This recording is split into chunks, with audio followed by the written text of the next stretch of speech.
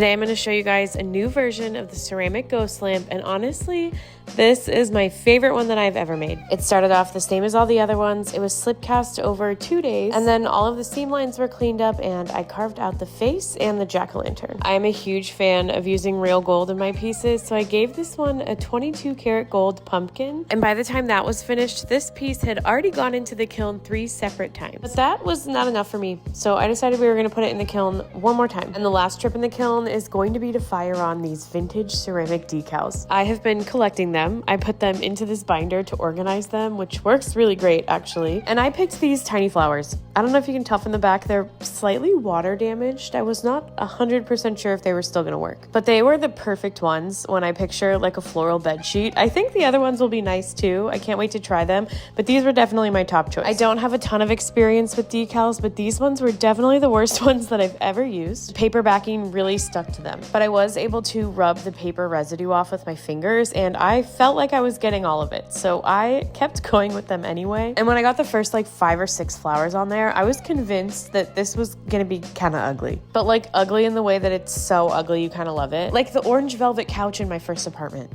Okay, I loved it, but it was ugly. But then I got to this point and I was like, oh no, I'm wrong. She's beautiful. It took me like 2.5 hours to finish hand placing all of these decals, but I got it back into the kiln for its 4th firing. And I mean, yeah, it looks basically exactly the same when it came out of the kiln, except the decals have been fired on. And they did not work perfectly, but they look so good anyway that I don't really care. Some of them, I'm assuming it was the water damaged ones, ended up very, very light, like this one. I feel like it actually adds to the overall like granny's bedsheet vibe, so I am really okay with it. Bigger decals will be harder to apply, but I really want to try out some of the other florals too.